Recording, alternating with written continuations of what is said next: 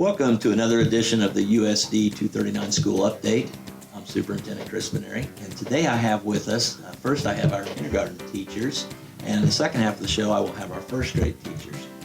But here with me right now we have Mrs. Kat Schaft, we have Mrs. Jennifer Freeman, and Mrs. Sharon Newton, our three kindergarten teachers here at Minneapolis Grade School. And we're going to have a conversation about two things here. One, I want to know about what do you want our kindergartners to have when they come into your classroom, you know, first day of school, where are they at? And then maybe talk about a little bit of how you hope they progress throughout the year so they're ready for first grade. And then also tell us about your project that you guys started last year with Rolling Hills Zoo and how that's really blossomed for your students. So either any one of you can start and tell us about what you'd like to see kids as they come in.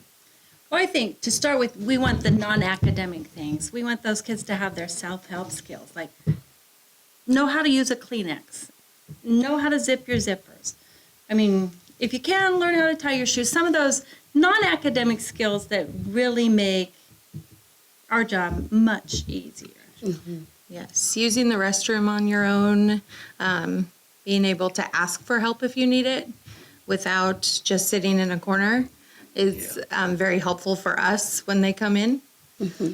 I'd say one of the most beneficial things you can do as a parent to prepare them for kindergarten is to read to them. Mm-hmm. Research shows that reading to your child on a daily basis has so much impact on their future academics and their vocabulary development.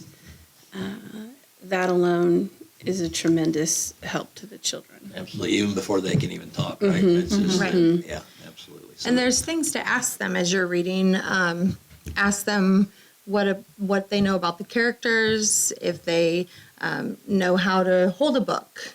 Let them turn the pages, and just making sure that they're looking at the details in the story as well as listening and following along with you. Absolutely. So we know that some kids come in. I think you guys probably have the most difficult job. You see kids from both ends of the spectrum. You've got kids that are ready for first or second grade, and you got kids that, you know, they need more time. And so that is a difficult task of a kindergarten teacher. How do you adapt to that, or can you adapt to that? It is a difficult situation. It is. With our reading program, specifically our phonics program, the instruction is differentiated. So we have that time for small group instruction where those kids who are very knowledgeable in their letter sounds and are ready to take on that task of reading, we're small group almost immediately in the fall, and we're able to differentiate that instruction based on the needs of the individual children. And it has proven extremely beneficial right off the bat. That's good. It's things I think most parents do know, and sometimes the busyness of life, you know, we don't read to our children, but we do know that how important that is. And so that's an encouragement that we hope that no matter what age your child is, the research will show too that if you read to your children at a younger age, those kids probably will continue reading, and they will continue to love reading. And that's sometimes a struggle as they get older to love reading. So that's very important. So hopefully we can continue to do that. I'd like to know a little bit about your Rolling Hills Zoo and how that's working out for you guys. Well, the students love going to the zoo for our zoo classes. We started in September with an introduction, and we walked around the zoo and kind of started off their project with telling them what they were going to do by the end of the year, which is become an animal expert. So we've been working very hard in our classrooms and at the zoo and learning about different animals all the way. I think our last trip is in March or April. I love the vocabulary part of the zoo things. Our kids know words that just would knock your socks off. I had a mother call up and say, my kid said I was viviparous. Oh, wow. and am I? And I'm like, yes, you are. So, I mean, things like that, not only do they know what it means, but they know how to use it. And that's exciting because there again, it comes back to that reading. You know, you can see that word in print, but if you don't know what it means, you're not a good reader. So we are expanding their vocabulary just That's awesome. Yeah, and the zoo has coordinated with us really well with those vocabulary words. Our librarian Mallory Hostler does as well. When our kids visit her every week, she focuses on the same animals that we're learning about, just to expand their knowledge even more. And do you take them to the zoo once a month, or do they come here? How's that work? We go once a month. So we have pre-taught all the way up to the point of when we go. So usually 3 to 4 weeks of different animals based on a group. And then we go to the zoo and they put on a class for us in the morning. So we usually get there around 9:15, and then we're back on the bus by about 11:30 to come back to school. So Last month, we learned about our feathered friends, and part of the zoo experiences was they got to feed an ostrich. And that was we just walked It was around amazing. it was amazing. So not only are they getting experience with vocabulary and opportunities to learn about animals, I mean, they get a life experience of going to the zoo. Some kids may never get a Absolutely. chance to go Right. to a zoo unless it's a field trip. And we stopped last time walking across by the pond, and the kids wanted to know about the geese that were out there and why won't they just land? And so we stopped and had a little mini lesson on geese and how they decide to land and who gets to be the leader and all of those things. And that was really nice for them to be able to have that real life experience. And that's very important to be able to connect the dots and to connect them at such a young age. Yes. You know.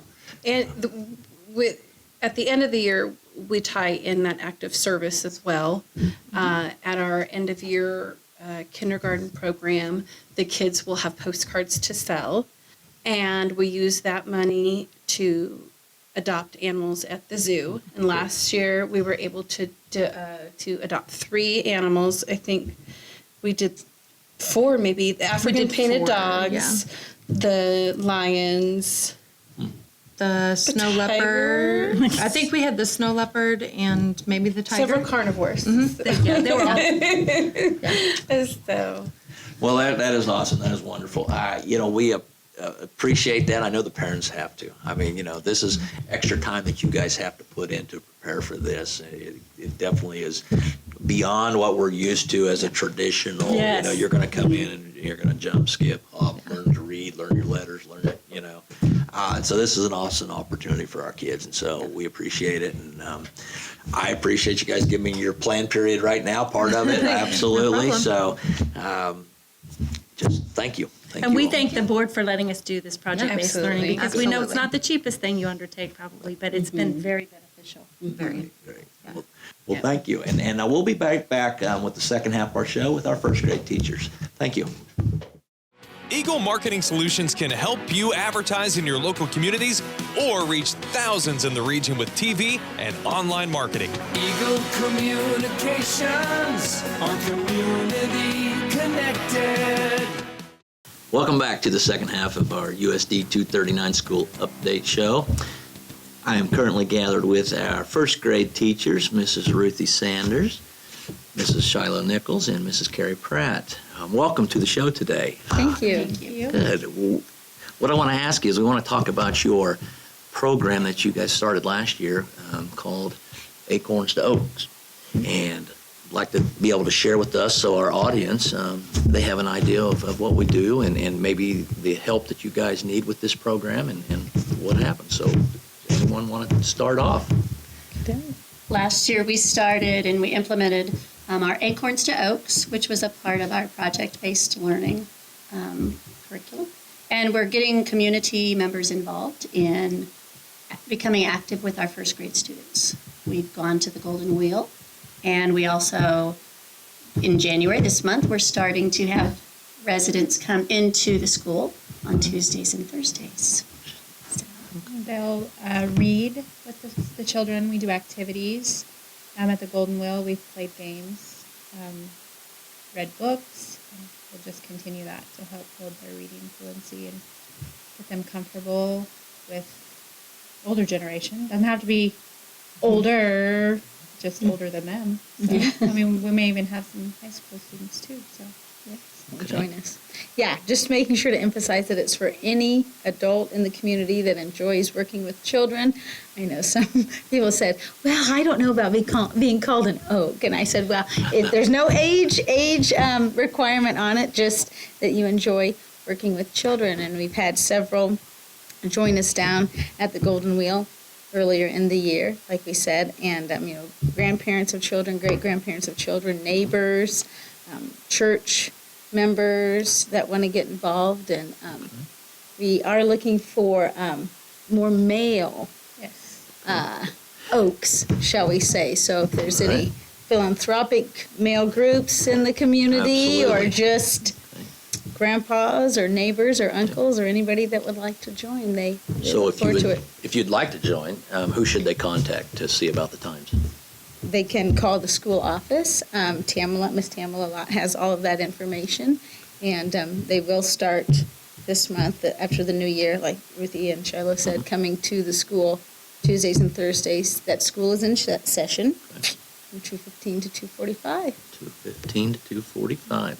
And it's not, you don't have to come every time. Right. You Okay. come when you're able. So it's not like a permanent commitment, full-time commitment. It's just if you can come, join us. And if a day doesn't work and you can come the next time, that would be great. We'll take you whenever you can. So what are the benefits of a program like this?